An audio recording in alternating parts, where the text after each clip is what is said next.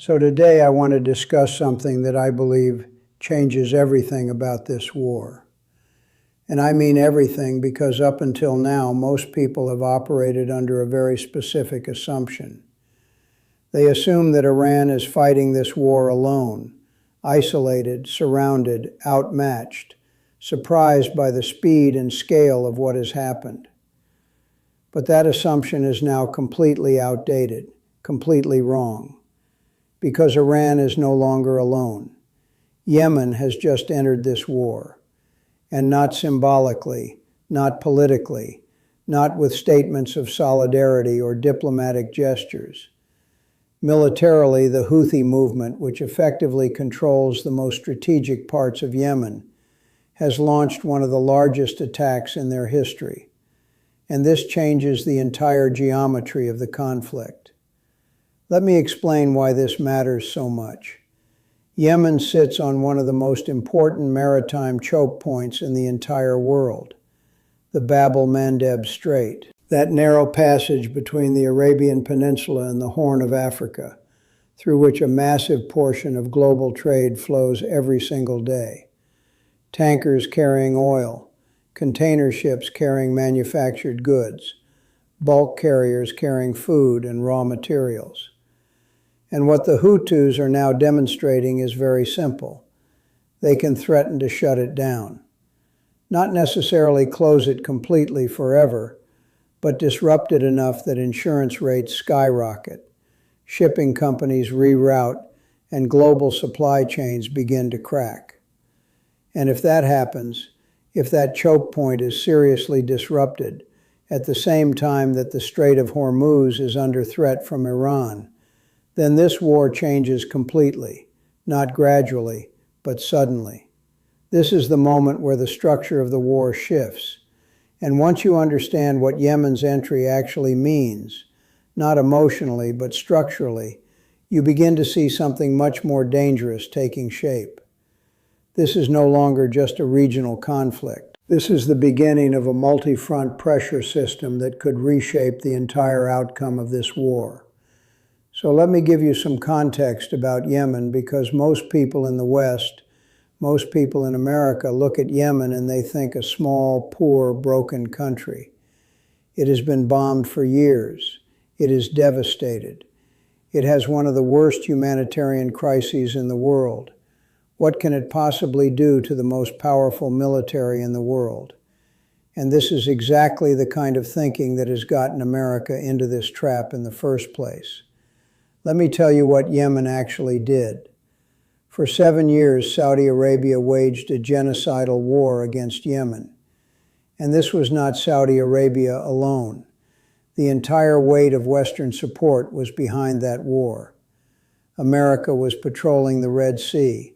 America was providing intelligence, targeting assistance, and mid-air refueling for Saudi warplanes. America was helping create a food blockade and a medicine blockade around Yemen. There are credible reports from American military personnel themselves who say they stopped small boats trying to bring medicine into Yemen.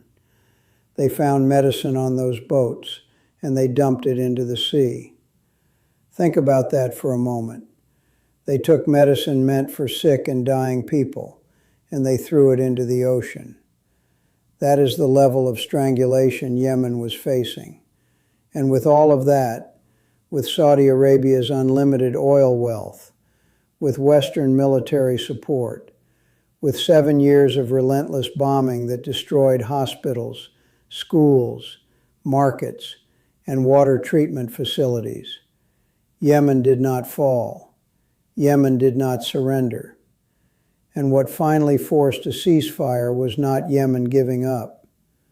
What forced the ceasefire was Yemen striking Saudi oil and gas installations so effectively, so precisely, and so painfully that Saudi Arabia simply could not continue. Yemen won that war. A small, poor, blockaded, starving country defeated Saudi Arabia and forced America to declare victory and walk away. That is who has just entered this war. And here is what you need to understand about Yemen today versus Yemen 7 years ago. Yemen has spent those years every single day developing its military capabilities, just like Iran spent 25 years preparing for this exact conflict, just like Hezbollah spent years rebuilding after every Israeli attack. The West has a consistent pattern of underestimating these forces and then being shocked when they perform far beyond anything predicted. We saw it with Hezbollah. Everyone said Hezbollah is finished. Hezbollah is degraded. Hezbollah is no longer a major force. And now Hezbollah is striking harder than before. We saw it with Iran. The war was supposed to end in a day or two. Then they said a few days to destroy Iran's missile and drone capabilities. And now, after a full month of sustained strikes, Iran's missile and drone capabilities are increasing in effectiveness, not decreasing. The same underestimation is happening with Yemen right now, and it will produce the same result. So let us think about what Yemen can actually do. I want to be very specific here because the strategic picture is crucial. Yemen controls access to the Red Sea.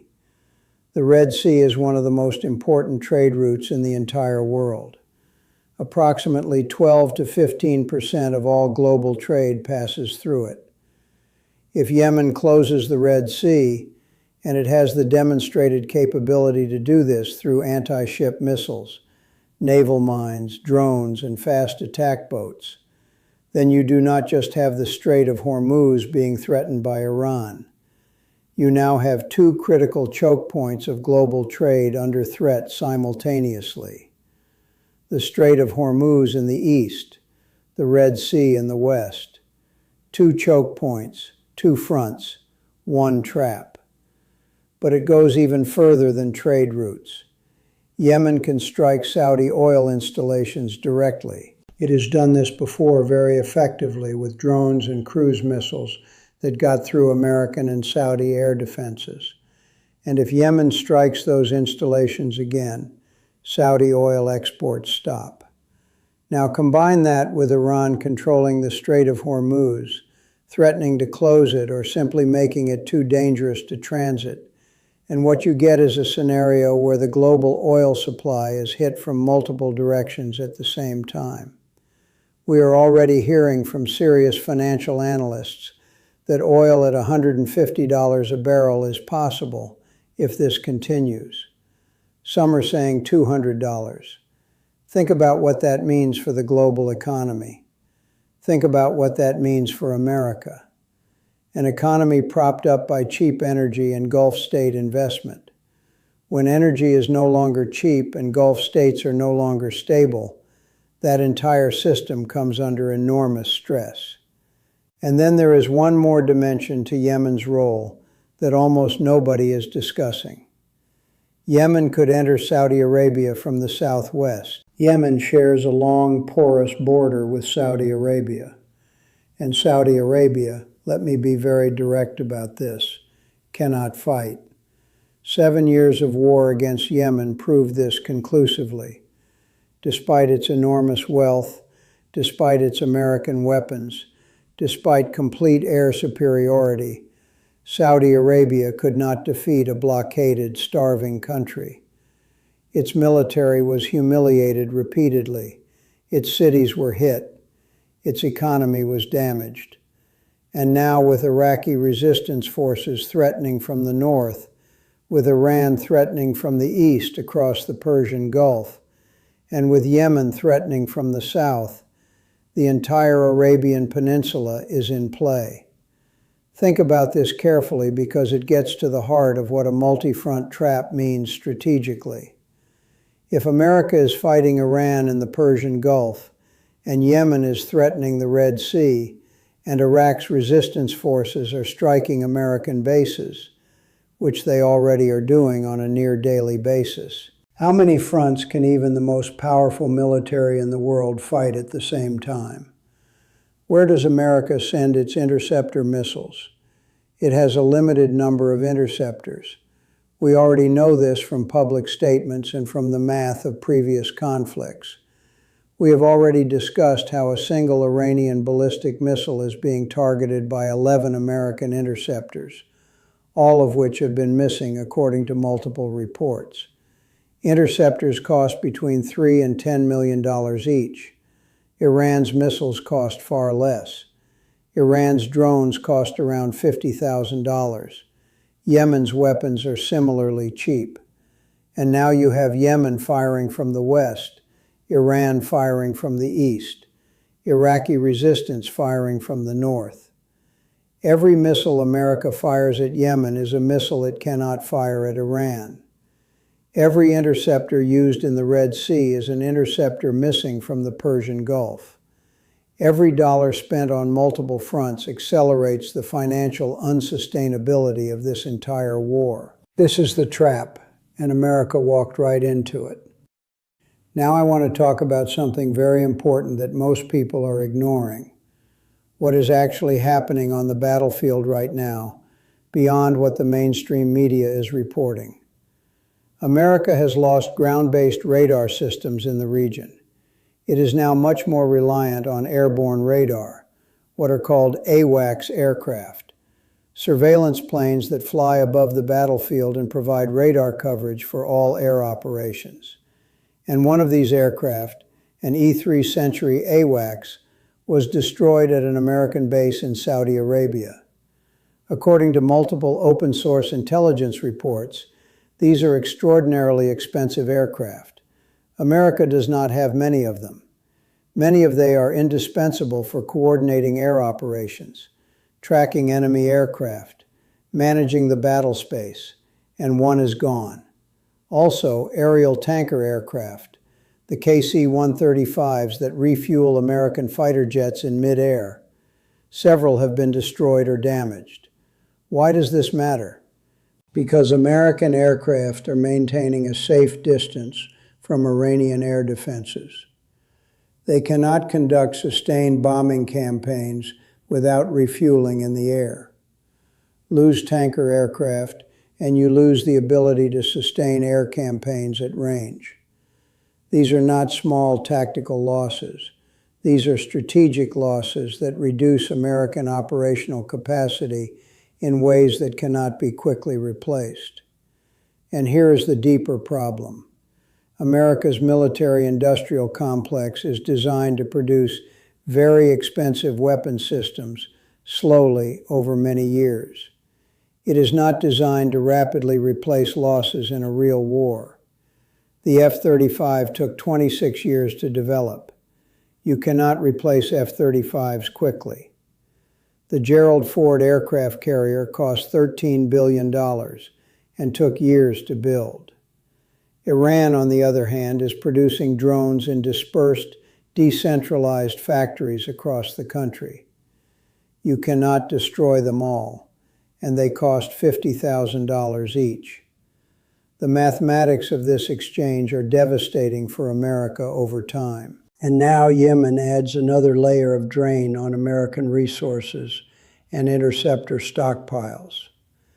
Let us address the ground troop question directly, because this is being discussed seriously in strategic circles, and I want to give you an honest analysis.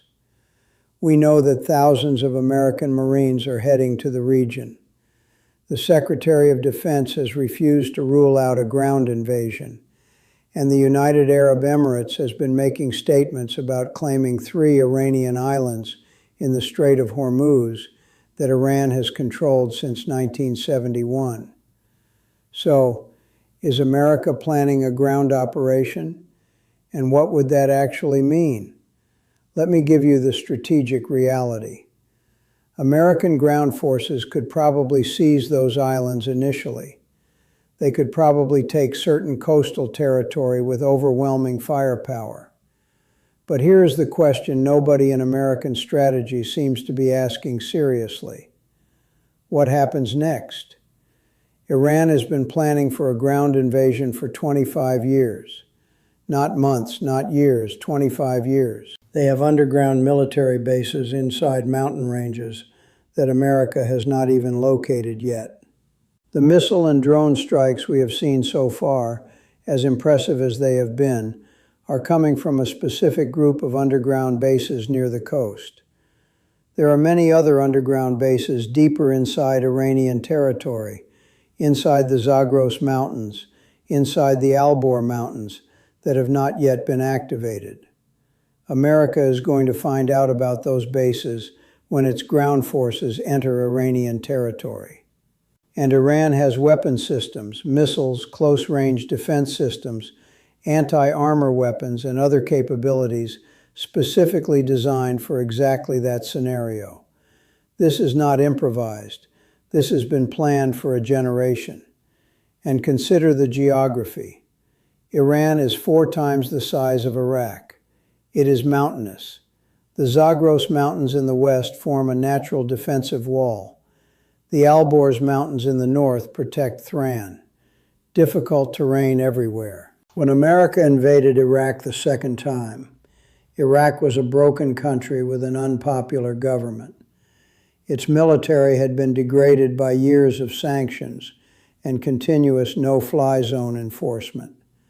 The terrain was flat desert, and America still needed hundreds of thousands of troops, heavy armor, and the cooperation of every country in the region to do it. Iran is nothing like Iraq.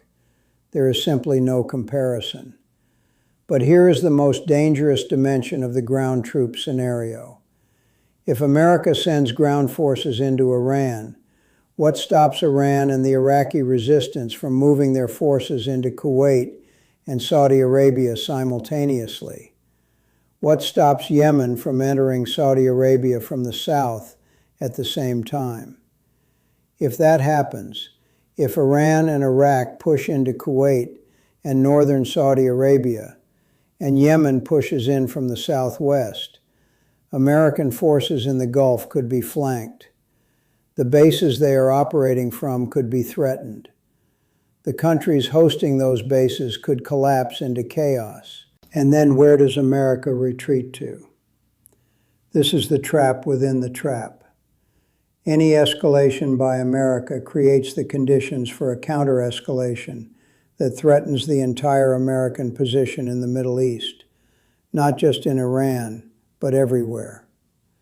Now, I want to talk about resilience because this is the most consistently misunderstood aspect of this war by Western analysts. The American argument goes something like this: we are killing Iranian leaders. We are bombing Iranian economic targets. We are creating hardship for the Iranian civilian population. Eventually, the pressure will force a collapse. Eventually, they will break.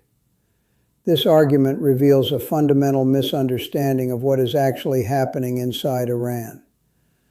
Let me tell you what is happening on the streets of Thran right now. There is heavy bombing, carpet bombing on some nights, and the response of the Iranian people is to come out onto the streets in the millions, waving flags, chanting not in fear, not in despair, but in defiance. Women walking alone through Tehran at 1 in the morning, gatherings in multiple neighborhoods simultaneously, people singing along to revolutionary music after a night of bombardment. This is not a population on the verge of collapse.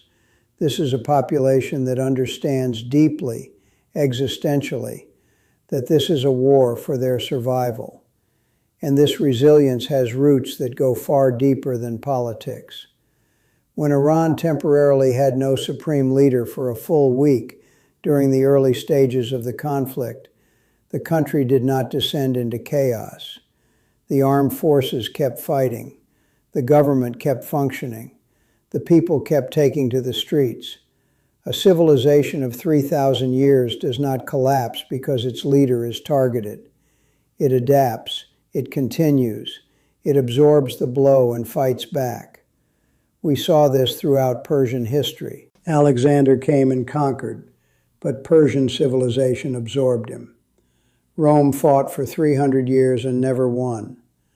The Mongols conquered and became Persian themselves.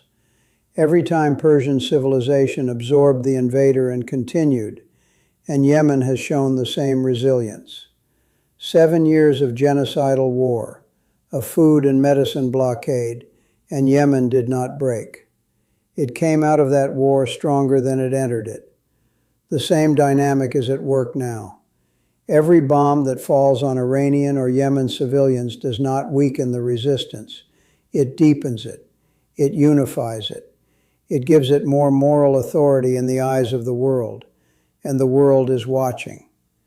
People across the world, including many in America itself, are rooting for Iran and Yemen in this war. This is extraordinary. This has never happened before in an American military conflict. Not in Vietnam, not in Iraq, not in Afghanistan. And it tells you everything about who is winning the narrative dimension of this war. Let me now connect all of this to the economic endgame, because this is where I believe the war will ultimately be decided. The Iranians understand something very clearly, and the Yemenis understand it too. Time is not on America's side. Every single minute that this war continues, the shortage of energy, of petrochemicals, of fertilizer grows. It does not grow linearly, it compounds. And there is a delay built into the global supply chain. Ships take weeks to reach their destinations. Commodities take more weeks to reach markets, which means the full economic pain of what is being created right now has not yet been felt, but it is coming. And when it arrives, it will arrive fast and hard. Think about what $200 oil means for ordinary Americans. Think about what fertilizer shortages mean for food prices globally. Think about what liquefied natural gas shortages mean for Europe heading into winter. Think about what all of this does to the political position of any American president, a leader who has staked everything on economic performance, whose political scoreboard is the stock market and consumer confidence. The moment that scoreboard goes deep into the red because of an unpopular war that a majority of Americans oppose, the political will for this war collapses. And this is Iran's strategy. This is Yemen's strategy. They are not trying to defeat America militarily in a single decisive battle. They know that is impossible. They are making the cost of continuing this war economically and politically impossible to sustain. They are following a strategy as old as warfare itself. Bleed the empire, make staying more expensive than leaving, and then wait for the empire to make the rational choice. Iran's demands when a settlement eventually comes will be firm. American military bases in the Gulf cannot continue to serve as platforms for attacking Iran. Iran's allies, Yemen, Lebanon, the Palestinian people, Iraq, must be included in any settlement. The economic sanctions that have strangled Iran for decades must end permanently. These are not unreasonable demands from a civilization that has just survived an existential assault. They are the minimum conditions for a stable Middle East going forward. So let me give you the complete picture, the complete framework. Yemen entering this war is not just a military escalation. It is the closing of the strategic trap. Before Yemen entered, America faced one determined enemy, controlling one critical choke point. Now it faces an axis from Iran to Iraq to Lebanon to Yemen that controls or threatens both critical choke points of global energy and trade simultaneously. That axis has escalation dominance at every level. That axis has the will, the unity, and the determination that America lacks in this conflict. That axis has been preparing for this exact scenario for years, in some cases for decades. America walked into this war with hubris, with the assumption that its military and economic power would be enough to force a quick surrender. It did not plan for Iran fighting back. It did not plan for Yemen entering. It did not plan for the economics of two closed choke points. It did not plan for the political consequences of a war that the majority of its own population opposes. Every day this war continues, the trap tightens. Every missile fired, every interceptor used, every drone that gets through costs America more than it costs the other side. Every barrel of oil that does not flow through the Strait of Hormuz or the Red Sea increases the global economic pressure that will eventually force a political reckoning inside America. The question is not whether America will have to find an exit from this war. The question is how long it takes and how much it costs before that exit is found. And that exit, when it comes, will not look like victory. It will look like what it is. The moment when the American empire, overstretched and overconfident, made its final critical miscalculation in the Middle East. The moment when the multi-front trap closed. The moment when Yemen entered the war and changed everything. This is not prophecy. This is structural analysis. This is game theory applied to the historical patterns we have studied. Think about this framework carefully. Question it. Test it against what you are seeing in the news. The most important thing is never to accept any analysis without thinking critically about the evidence. But if this framework is right, then we are watching a historic turning point, not just for the Middle East, but for the entire global order. History does not lie. And right now, history is moving very, very